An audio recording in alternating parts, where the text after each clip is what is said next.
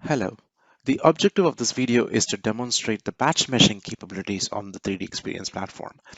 If you have watched our earlier videos, we have predominantly demonstrated the structural model creation app. It is great for meshing a few parts, I would say within 10 parts or so. It's a little more manual, it's a little more hands-on. This is the app that has been demonstrated so far.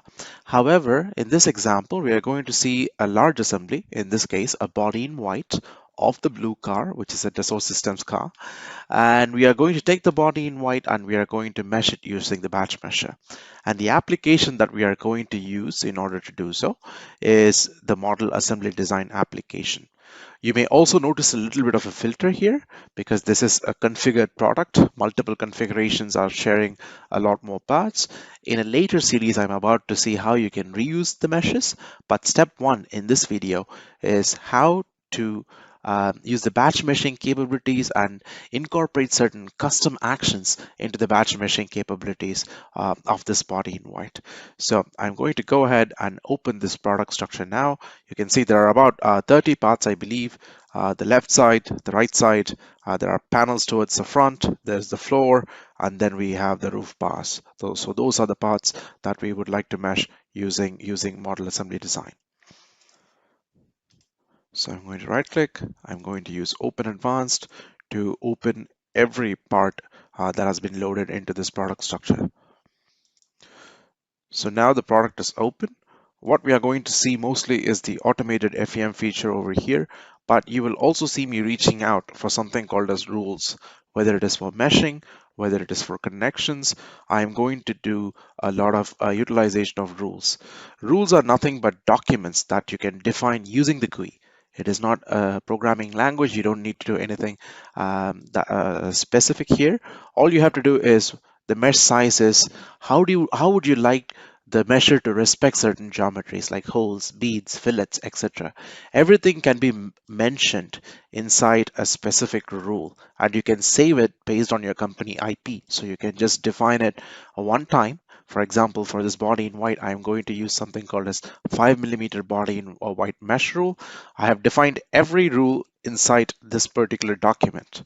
It's just a document, and I would say, how do I want these features to be meshed? If it's a 2D hole, what should be done? If it's a fillet, what should be done? So basically, you would see me reach out for these documents over and over again, whether it's a rule for mesh, rule for connection, etc. Everything can be defined ahead in time. Okay, now we get into the meat of the matter. I'm going to go into automated FEM. As I mentioned, there are several methods of automated FEM. And for this particular assembly, we are going to use a user-driven procedure. That is because this particular assembly is a combination of both surface parts and solid parts. So we are going to initialize different kinds of rules for different kinds of parts, and that's where the user-driven procedure comes into play. So I'm going to pick user-driven. The first thing I'm going to do is create a filter, because based on the attribute of the part, based on the attribute that I've already defined, based on the prefixes, I'm going to say go ahead and select all the parts that has this prefix called as shell. So now those shell parts have been filtered. So I'm going to apply a procedure. Here, all I need to do is consume those surface parts and then initialize a quad mesh and then initialize a shell section. So based on my previous inputs, it automatically remembers what mesh size I should use, what thickness I should use to initialize the section property of this particular part. So that is done. I'm going to take this away and I'm going to go ahead and say for the spot welds, basically every point that has been defined is going to be a spot weld. I don't need any kind of mesh for the spot weld. I'm going to use it later to create connections, but I don't really need any meshes. So I'm just going to say ignore this product, do not create any FEM.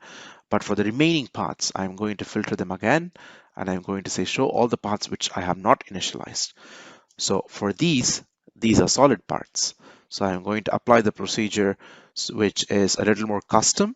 Here we are going to first mid-surface the parts, and then we are going to do a mesh on the mid-surface. So as this is being done, I'll show you certain things which are happening in the background. So here you can see the inputs are not yet provided. That's why it's giving us a red, otherwise it would be green. I would say, hey, it is asking me what is the rule template you want me to use. So I'm going to go ahead and select the meshing rule that I just showed in the video earlier. I'm going to use the 5mm meshing rule. And with this, the initialization is now complete. So every part that I want to be meshed has been initialized. Every input has been provided. Once the meshing is done, there will be a report that is being generated. But for now, there is no report. So let us go ahead and initialize the mesh.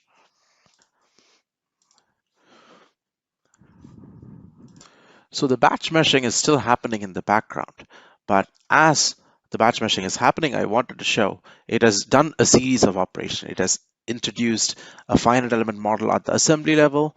It has also introduced finite element level models at the part level, but it also created something called as an abstraction shape. Basically, every FE geometry that we have abstracted, mid-surface creation, fillet creation, etc.